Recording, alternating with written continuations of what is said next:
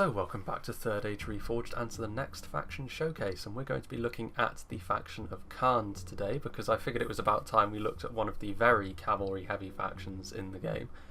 And I think there is a bit of a misconception about KHAND that maybe they are all about their cavalry and that's really the only strength they have, when this is really not the case. As we can see here, we're going to be looking at the siege and the infantry first of all, which is where you'd expect KHAND to be severely lacking, and at points in the past during development they have been pretty lacking in this area, but this is really not the case. I don't think. I think they can certainly hold their own and actually beat certain factions in terms of infantry comps if you pick right. So let's have a look first of all at their one and only siege equipment. So this is actually one of the situations in which it isn't just a standard fare ballista and catapult, because KHAND's only piece of siege equipment that they can bring is the black powder Hwacha, and we have seen it in action before. And it's capable as, well, its individual shots are rather inaccurate. It is obviously essentially a very rudimentary rocket launcher, and its ammunition tends to go all over the place, and it really only works when there is a very dense concentration of troops and they are sort of quite... There isn't really just one thin line, because otherwise a lot of the black powder shots are going to miss, but as we've seen in the past it can be very, very dangerous, and obviously it can be used to bring down walls. Would not really recommend it in an open field battle because it's going to be very easy to maneuver around the ammunition, even more so than it would be with something like Khazad-dûm's catapult, for example, which does share some similarities with this in the sense that some of its projectiles are a little bit wild in nature. But it can be very useful, but you're only likely to see it in a siege, and it is quite an interesting thing to behold, to be sure, and it can be very effective. Having a look at its recruitment cost, so it's slightly more than a standard ballista, but noticeably less than a standard catapult, so bear that in mind when you are building your army. Now having a look at the first line of Khandish infantry, and of course they are an evil men faction, so they do have some influences from the orcs here at their lower tier units, and we start off with the nomadic light infantry, which is essentially a militia unit, to be honest with you. You know, obviously they have over 250 men in the unit when you're on huge, so numbers is really the name of the game when you're talking about this unit here. They're not free, however, so actually compared to a lot of the other low tier evil men units other than the ones from Rune, this is actually fairly expensive, believe it or not. You know, obviously the orc fodder is completely free, stuff like the basic corsairs only costs 200, so to see a unit that costs 325, but that is also reflected in their stats, in which they are much more readily comparable actually to militia units from the good kingdoms of men, where where they fall down a little bit is in their total defense, because obviously their skill and their armor are going to be lower than something like the Ramus Ekor garrison, but their attack of 6 is not bad, and that comes from the fact that they do wield one-handed axes, which does mean that they are a little bit more attack focused. The most comparable infantry unit I would say is probably the Eastron clansmen from Rune, and even in that very vein we can also see that they have a unit model upgrade, which I believe this is the old Haruze heavy infantry upgrade, which obviously increases their armor, makes them even more of a tar pit at range. And yeah, they aren't quite as good as the Eastron clansmen in a sustained fight, I don't believe, but they can still fulfill a very similar role. And obviously if you want to go more numbers focused on foot, perhaps to go one-to-one with the orcs for example, then this can certainly be a decent investment for you. However, you also have a few more options on this tier, well, slightly higher tier unit, the nomadic warriors. This is the closest thing that KHAND has to a sort of entry level sword and board unit, and obviously they cost 500, so this is less than most of what you will find from the other kingdoms of men. The closest analogous to them from the good kingdoms of men might be the Lake Town infantry actually, because obviously I think the Lake Town infantry are actually slightly cheaper than this but have similar stats, but there are more nomadic warriors, so obviously that's the trade-off there, and again more numbers focused than the good kingdoms of men. But obviously their stats are lower on average than most of the other equivalent units from such factions, but again, pretty decent tar pit.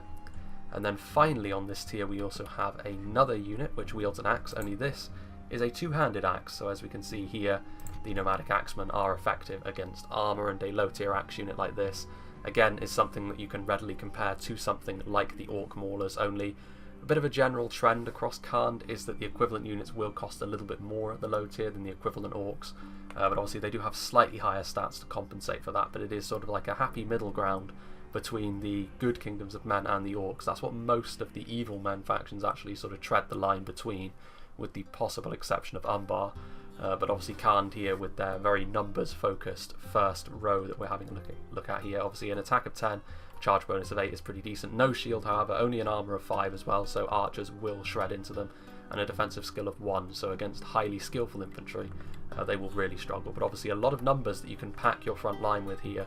But now we shall move back into some of Khan's more serious infantry units, and this is an area which I think most people perhaps think KHAND isn't so good with. But starting off with the Variag warriors, which are 550, so they're only 50 more than the Axemen we just saw, but obviously they have a much higher defensive skill. They actually have a lower total attack, but they will be able to keep themselves alive against more highly skillful infantry for longer than the Axemen, so it really depends on who you're fighting against, whether you want to bring the Variag warriors or not. Against someone like the Elves, the extreme numbers on the Variag warriors might actually really help you out when the battle gets into a pure melee focus, which you would 9 times out of 10 give to the Elves, but the Variag warriors will make things a little bit more hard going for them. And obviously similar sort of tactics can be used against human swordmaster units, but 1-to-1 they won't win against such units. But even so, that sort of numbers over quality approach that KHAND have thus far in their roster still holds true to a certain extent with the Variag warriors. They can actually use sharpened stakes and have a bonus fighting cavalry as well, and anti-cavalry is one of KHAND's enormous strengths throughout their roster, and this extends to quite a few of their infantry units, including this unit that wields a two-handed scimitar. And as we have a look over here, you can also upgrade their armour. It makes them much more beefy, and obviously this means they're going to be a little bit better at absorbing arrow fire and also resisting non-AP damage in melee.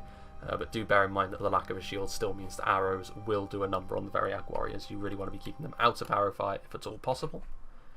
And then we move on to perhaps one of the more infamous units in the Khandish roster, and that is the Nurad footmen. Now, when most people think of KHAND's front line, this is the unit that will immediately come to mind. And obviously we have a look, their attack is very low at 3. However, this is armour-piercing attack with their sort of war clubs. They can also make shield wall. They're one of the very few sort of mainline infantry units that can still do that. And if we have a look as well at their total defence, they have a shield value of 10, an armour value of 7. Defensive skill is actually kind of reasonable for an armour-piercing unit as well. And they only cost 650. So a unit that you can really look at to be an equivalent to the Nurad footmen is the Loki flag rim, or Loka flag rim I should say, from Rune. And KHAND and Rune do have quite a few similarities, mainly due to geographical position of course.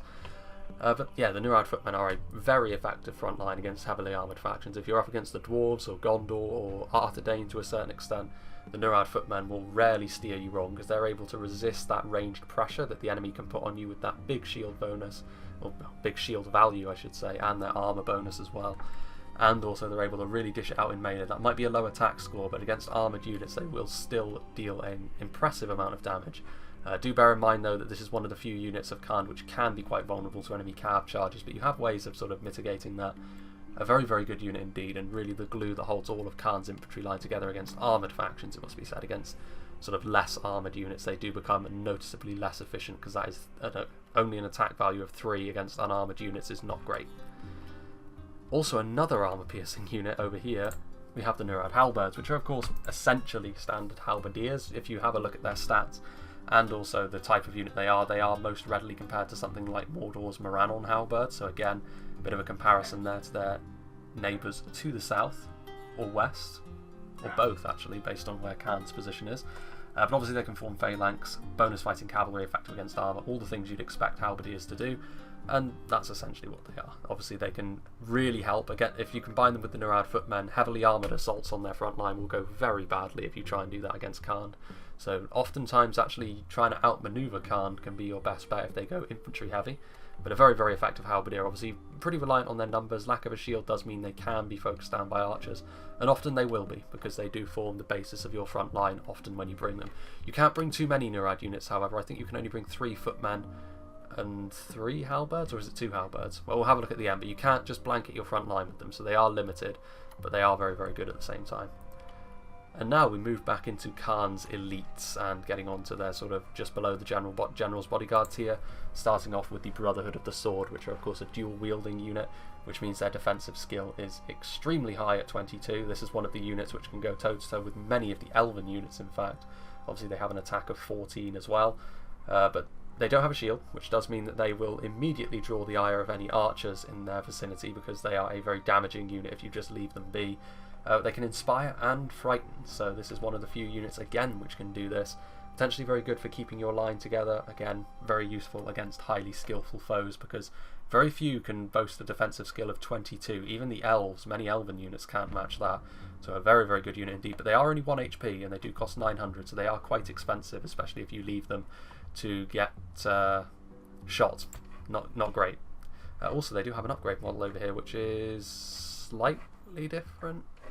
Yeah, they have like, oh, that's a sun emblem there, but yeah, they have sort of slightly thicker armor, which can, of course, help them against non-AP foes as well. So that can actually really help out against the kind of units they do like to fight. However, if you're up against more, if you need even more AP than we've already seen in the Khandish infantry line, then you want to bring the Brotherhood of the Axe, which are, of course, the AP variant, essentially. They have an attack of 22, obviously less defensive skill at 10, but essentially they do trade that out for a big armor-piercing bonus, and they also inspire and frighten nearby enemy infantry. Attack of 22 is very big, and a charge bonus of 10, obviously very, very strong shock troops, but again, only 1 HP and still quite expensive, nearly cresting 1,000 florins, so you do need to look after them, because if you leave them out in the open, then that can be 975 florins down the drain, and of course they too have that same armor upgrade to make them even beefier. Now we move on to the Assassin unit. Again, another comparison can be made to Rune here, because the Brotherhood Shadowblades, the closest unit I would say to them are probably the Dragon's Wrath Guildsmen. Having said that, they aren't quite as strong as the Dragon's Wrath Guildsmen, I don't believe. I think their stats are a little bit lower across the board. The total defense of 25 is still very good, however. Obviously the melee attack of 18, and this, they're in melee, they're essentially not quite as good as the Brotherhood of the Sword, I don't believe, if we have a look at the stats across the board. I mean, they actually have more attack in melee, so that's interesting, but obviously they will go down a little bit quicker. They only have 1 hit point again, they cost more at 1,000, but obviously they have that armor-piercing missile attacks. They have their throwing knives that they throw and can do some substantial damage, and obviously if you leave them hidden in waiting and you see an enemy unit charging towards them unawares, they will then pop up, throw their knives in and really cut that unit down to size regardless of their armor value. So a very, very strong potential unit there, but obviously a bit risky, as we've said before. And then finally, the final unit we have to look at in the Khandish infantry line are these lads, the Nurad War Chiefs Retainers, which I believe are the only multiple HP halberdier in the game now that the Witch Realm Enslavers have been changed to a multiple HP two-handed axe unit. Obviously very, very high stats across the board, as you'd expect from a General's Bodyguard unit. 78 of them as well. Now, having said this, obviously, there are a few of them, so you can't really stretch them out too thinly and expect them to hold the line all by their lonesome. Most General's Bodyguards units are going to need help, but obviously they are essentially superpowered halberdiers. 1,300 is quite a large amount of money to spend on them, though, but they are very worth it. If you think of, these guys are capable of beating down the mighty Fountain Guard in melee, so this is obviously a very, very strong unit with those crescent glaives and those very ornate looking halberds. But yes, a very, very strong unit, and obviously they have a shield value as well, which is always nice for a polearm based unit. But yeah, this is Khan's infantry line, very strong. We'll go into it in a little bit more detail about what I think of it after we've gone through their archers and their cavalry. That is a lot of horses, even obscured by the mist, but we will start off with Khan's archers, which are a little bit more thin on the ground, but there is a reason for that, and that is because a lot of their skirmish power can also be found on horseback. But having a look at some of their foot archers, and we start off here at the front with the Nomadic Raiders, and already we can see, again, a bit of a sort of similarity with Orc factions with regards to this unit, only costing 500, only having a missile attack of 4. However, Orc archers will generally have more men per unit than a unit like this, so they are essentially just less efficient archers of that tier than someone like Mordor could bring. But having said that, you might still want to bring quite a few low tier foot archers just to assist your cavalry or to try and coax the enemy infantry line into coming towards you. Because of course, if you can force your opponent to attack into you, particularly if you've got a lot of cavalry, gaps will appear for you. And obviously having a lot of expendable archers is going to be one of the better ways to do that. But other than that, obviously the Nomadic Raiders, they're not really going to win any prizes for being super effective. But, they get the job done. They can skirmish relatively well, especially if you get enough of them trained in on one unit. But other than that, obviously, it's essentially just a basic low tier archer that Khan can bring. And now this is a unit that at one point in time was quite OP indeed. We have the Nomadic Marauders, which are axe throwers of course, and they have been reduced in unit size since the time when they were overpowered, because there were so many of them that there were so many axes coming towards you that they would often flatten units that they really had no business doing so. But obviously as an axe thrower, they have armor piercing projectiles with a missile attack of 8. Very limited in terms of their range, but that doesn't really matter, because if you can get them into a decent position to throw their axes, they will do very well.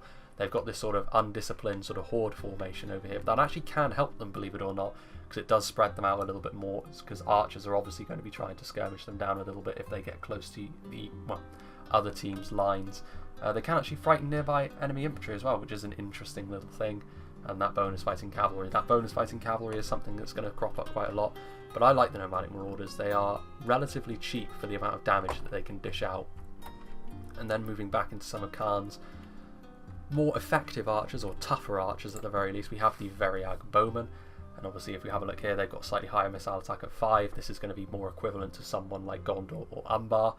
They can use sharpened stakes. Again, bonus fighting cavalry. A lot of Khan's units got a bonus fighting cavalry, which is what makes them so difficult to outmaneuver in many cases. And obviously having a look here, they've got decent armour, bit of a shield value as well, so obviously pretty effective actually with those bucklers at skirmishing with the enemy.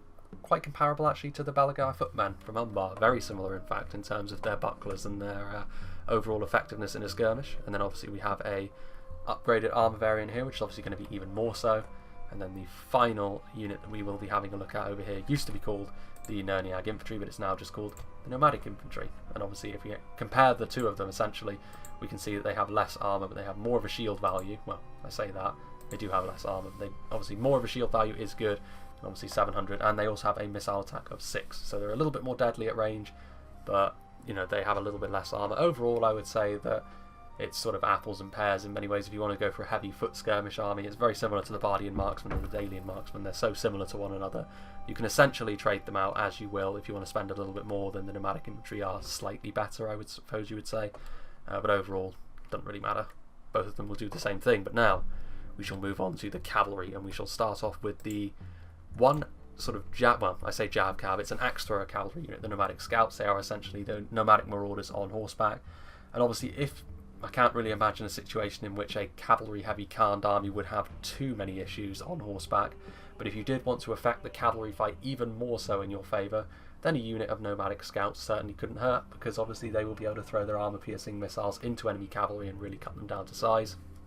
Obviously they're going to have a huge weakness against enemy archers, both horse archers and footbound archers, because they have a shield value of 0 and an armour of 1, so they have really nothing that's going to stop them. But then just looking at them, that's not really too much of a surprise. They do have a bonus fighting cavalry again though, and I think all of Khan's cavalry has got a bonus against cavalry in melee, and this is one of the things which makes them so dominant, but we'll go through that when we get to the army selection screen and my thoughts. Now we have the first of Khan's dedicated melee cavalry, and there's quite a few of them. We have the Veriag Windriders. Now the Veriag Windriders obviously a bonus fighting cavalry because they are a melee cavalry. I think this is a unit model from Divide and Conquer actually.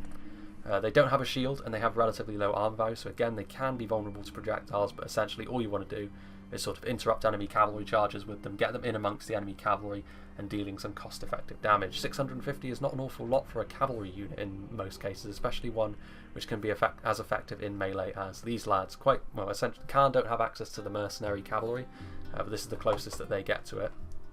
Now you could say that these guys are, but when it comes to the Nurad retainers, for 650 you will scarcely find a scarier sight for, in particular, a Rohan player, simply because they are so effective at going into a cav to cav fight and coming out on top. A total defense of 20, armour of 8, shield value of 6 means they're going to be noticeably better at dealing with enemy archer fire. Only an attack of 5, so a lower attack actually, but that extra survivability means they're going to stay in action for longer. Obviously quintessential melee cavalry unit, so yeah, maybe these guys are a little bit more of a closer analogous to the mercenary cavalry, but yeah, definitely the wardens of your cav line, the enforcers if you will. Now here's a unit which has been discussed quite a bit lately on the Discord. I do pay attention even if I don't say too much. We have the Brotherhood of the Lance, which is KHAND's only dedicated Lancer. There is another unit which has a high charge bonus, but they don't really run into the same difficulties as the Brotherhood of the Lance. 1100, quite a lot of money for a unit which doesn't have HP. That puts them in the same sort of bracket as the Númenórean Lancers. Unlike the Númenórean Lancers, however, they don't have a shield. They do have decent armour, however, and obviously they have that charge bonus of 20, which is AP. They frighten nearby enemy infantry, effective against armour off the charge. All the good stuff, and they also have the upgraded armour model, which we saw from the Brotherhood units on foot. So if we have a look here, obviously that will increase their armour.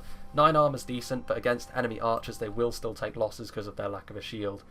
But interesting things here, we have a defensive skill of 15 and also KHAND's natural sort of anti-cav. Now it doesn't say anti-cav because essentially the malus of Lancers and the anti-cav of KHAND's faction bonus kind of cancel one another out, at least that's what I believe.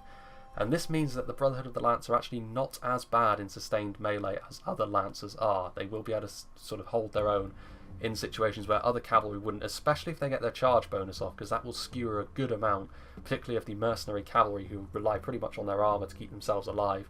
The Brotherhood of the Lance will skewer a lot of them off the charge.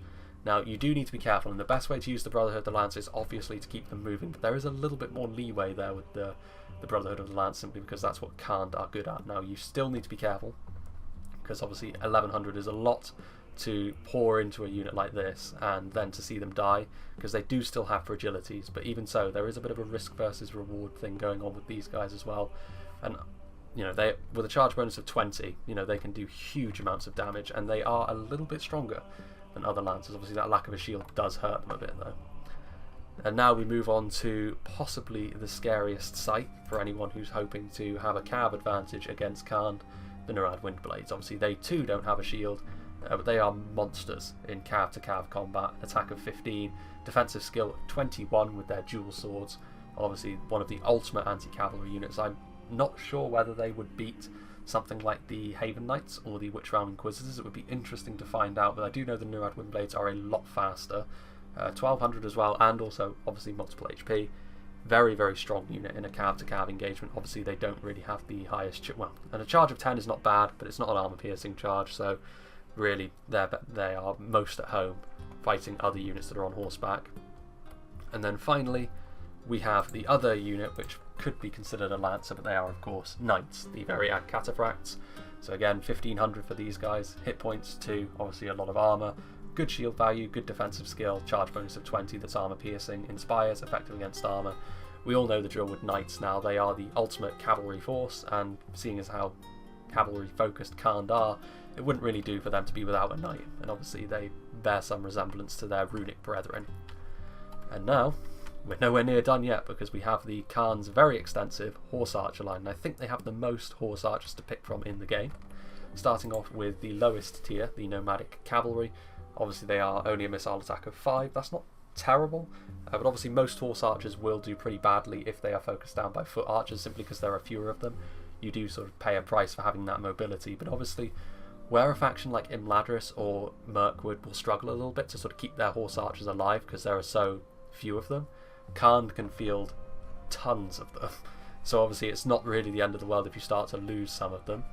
But obviously they also have a model upgrade over here, so they have a little bit of extra armor. Not terrible, but then if you want to spend just a little bit more on them, we have these guys, Variag Horse Archers, who are, well, in visual terms actually exactly the same as the runic versions, because they are of course the mercenaries, and obviously we have a look here, shield value of 3, armor of 6, missile attack of 5. If we sort of compare the two, we can really see that the shield value going up, the armor going up, all of that sort of thing. It just means they're slightly tankier, and they also have a unit model upgrade, although it's not really as noticeable here. But really the trend continues, and here we can see where the nomadic infantry were on foot. We also have the horsebound variant of Nerniag Horse Archers. Obviously having a look here, again going a little bit more tanky, and again a missile attack of 6, so slowly but surely we can see the danger increase for any potential units. And of course it wouldn't be complete without another Brotherhood unit who have a missile attack of 7, obviously better across the board, defensive skill of 16, a bonus fighting cavalry as well, so you can't just send any old rubbish into melee against them. If you send lancers in and they don't get their charge bonus off, the Brotherhood of the Bow can put them down pretty hard. And they too have got an armor upgrade, obviously standard for the Brotherhood units. And then finally another General's Bodyguard unit, we have the Chieftain's Vanguard, one of the strongest horse archers in the game. Quite tanky as well, with an armor value of 9, no shield, but then they do have 2 hit points as well, 1200. Inspire nearby troops, they also have a bonus fighting cavalry, so again, especially with that 2 hit points, you really want to be careful around the Chieftain's Vanguard. Horse archers may seem fragile, but KHAND's horse archer line can be anything but if you target the wrong unit, and obviously decent stats across the board. 1200 is not a terrible amount of money to spend on a unit with this much utility as well. So yeah, KHAND's horse archers, all of them do, the lower tier ones all do relatively the same thing, trying to just bury the enemy beneath all of those arrows and that movement, and then the Brotherhood of the Bow and the Chieftain's Vanguard offering a bit of quality there. So KHAND have got a lot of cavalry indeed, but I hope that I've shown that they've got a little bit more than that. So let's go back to the army selection screen and we'll talk a little bit more about what I think of them.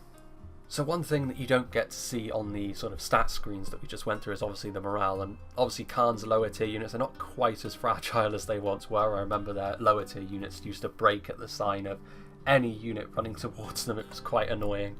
But here, you know, a morale of 12, they can be broken, but KHAND do have quite a lot of units which can inspire as well, although you do need to be careful because obviously the horseback units may well get out of range for their inspiration bonus. So you do need some units on foot to keep that sort of morale ticking over quite nicely. And obviously we have a look as well. Some of the units, they've got decent ammo at 20. 20 is a lot of ammunition, in fact. But obviously the horse archers have got even more to sort of counteract the fact that there are fewer of them, and they have less range and they're a little bit less stand and shoot. But what I think of KHAND overall, I actually really quite like KHAND, mainly because they're more versatile than people give them credit for. Obviously the cavalry is their main strength, and more specifically it's their cavalry to cavalry warfare that they really excel at, because there really is no one that does that better than KHAND.